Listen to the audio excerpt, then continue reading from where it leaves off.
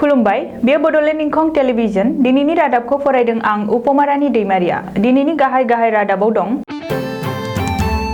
BTC बिसायख'थिनि उनावनो BPF दैदेनगिरि इमानुएल मोसाहारिया बीजेपीआव हाबसिगोन। बीटीआरआव गामि सोसननाय दानख'नाय कमिसननि सोद्रोमा जयन्त बसुमतारिया बीटीसीआव दानख'जानाय बरपेटा जिल्लानि गामिफोरजों सावरायलायदों। आसामाव आरोबाव गुबुन मोनसे राजखान्थि हान्जाया जोनोम मोनबाय। नागालेण्डआव साथाम आलफा आखाइ दैखांदों। दानिया आबुं रादाब। गिख्रंथाव कर'ना भाइरासनि थाखाय दिन्दां जानानै थानाय बीटीसी बिसायख'थिया खुंफुंजानायनि उनावनो बीपीएफनि गाहाय नेहाथारि आरो तामुलपुरनि एमएलए इमानुएल मोसाहारिया बीजेपीआव हाबसिगोन। बीपीएफनि गोबांसा सोद्रोमा आरो गावनि मददगिरिफोरखौ लानानै इमानुएल मोसाहारिया बीटीसी बिसायख'थिनि उनावनो बीपीएफआव हाबहैगोन। बे बाथ्राखौ इमानुएल मोसाहारिया गावनो खौरांगिरिफोरनि सिगाङाव बुंदों। बबेखानि बे समाव आं बीपीएफ दोलोआव गैया होननानैबो इमानुएल मोसाहारिया खौरांगिरिफोरनि सिगाङाव आरोबाव बुंबावदों। मख'नो गोनांदि बीटीसी बिसायख'थिखौ लानानै गासैबो राजखान्थि दोलोफोरानो गोख्रोङै खामानि मावफुंनाय समावबो बीटीसी बिसायख'थिनि थाखाय बीपीएफनि गाहाय नेहाथारि इमानुएल मोसाहारिया दोलोनि जानानै खामानि मावसेयावबो बीजेपीनि जानानै खामानि मावनाय आरो बीजेपीनि मेल मिथिङाव बाहागो लानायफोरखौ नुबोनाय जादों। बेनिफ्राय बे रोखोमनि बीपीएफनि गाहाय नेहाथारि इमानुएल मोसाहारिया बे समाव बीपीएफ दोलोजों लोगोसे गैया। नाथाय इमानुएल मोसाहारिया दासिमबो बीपीएफनि गाहाय नेहाथारि मासिखौ नागाराखै आरो दोलोखौबो नागाराखै। ओरैहाय बीपीएफआबो इमानुएल मोसाहारिखौ दोलोनिफ्राय होखारनो हायाखै। मैया बाक्सा जिल्लानि सिङाव थानाय नाथाय बरपेटा जिल्लानि थामहिनबा दानि बीटीआरनि बायजोनि दुरामारि गामियाव बरपेटा जिल्लानि दुलाराय बर' फरायसा आफादनि बानजायनायाव बीटीसीआव दानख'जानाय एबा दानि बीटीआरनि रुगुंनि आरो बायजोनि आरो बरपेटा जिल्लानि माखासे बर' गामिफोरखौ लानानै आरो बीटीआरआव गामि सोसननाय एबा दानख'नायनि कमिसननि सोद्रोमा दुलाराय बर' फरायसा आफादनि लेङाइ आफादगिरि जयन्त बसुमतारिखौ बरायनायनि मोनसे गेवलां मेल खुंनाय जायो। बे मेल जनायनि सिगाङावनो जयन्त बसुमतारिया बीटीसीआव दानख'जानाय नाथाय बेनि रुगुङावनो थानाय बरपेटा जिल्लानि माखासे गं 15सो बर' गामिफोरजों बे गामियारिफोरनि जेंनाफोरनि सायाव मोनसे बुजिलायनाय सावरायलायनाय हाबाफारिखौ मावफुङो। गेवलां मेलनि बिबुंथिनि गेजेरजों जयन्त बसुमतारिया बीटीआरआव गामि सोसननाय एबा दानख'नायनि कमिसननि खामानिनि चार्जखौ सरकारनिफ्राय मोननायनि उनावनो गामि सोसननाय एबा दानख'नाय आरो गोदान बियाब दाफामनायनि खामानिखौ जेसे हागौ मोजाङै मावफुंजोबनो होननानै बुङो। बिथाङा बीटीआर गोरोबथानि बादियै बर' रावखौ आसामनि लोगो सरकारि राव महरै आसाम सरकारा गनायथि होनायखौ बाख्नायो आरो बेयो बर'फोरनि थाखाय मोनसे बयनिख्रुइ देरसिन गोग्गाथाव होननानै बुङो।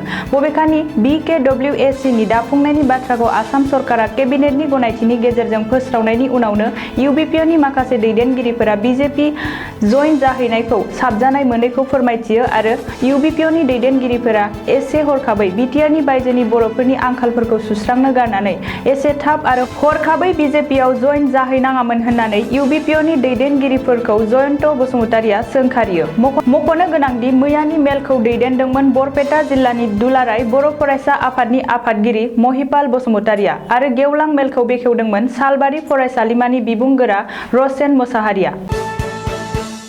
2021 मायथाइनि आसाम बिधानसभा बिसायख'थिनि सिगां आसामाव आरोबाव मोनसे राजखान्थि हान्जा जोनोम जाबाय। बे गोदान राजखान्थि हान्जायानो जादों भारतीय गण परिषद सुंद'यै बीजेपी।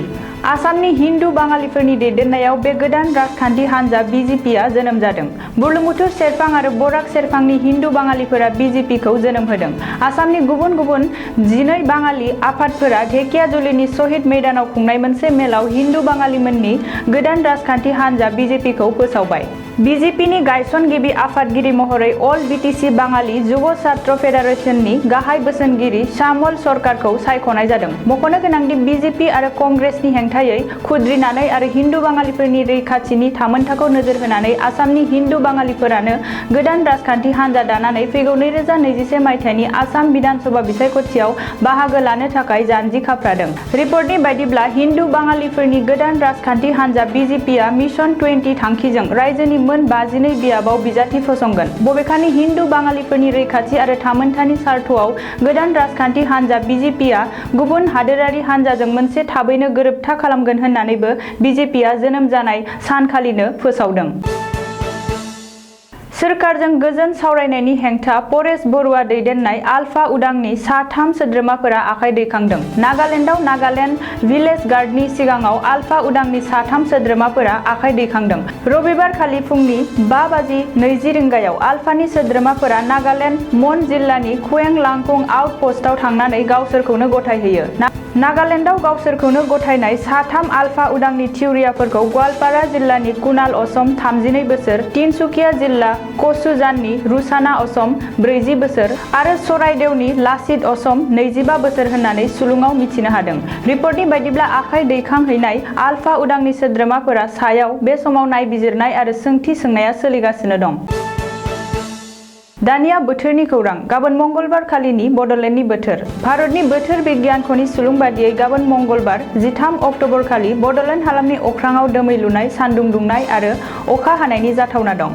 बड'लेण्डनि आवथायाव थानाय मोनब्रै जिल्लानि बोथोरनि गाबोननि सुलुंफोरखौ फारियै खिन्थालांनो लानाय जाबाय। क'क्राझार जिल्ला।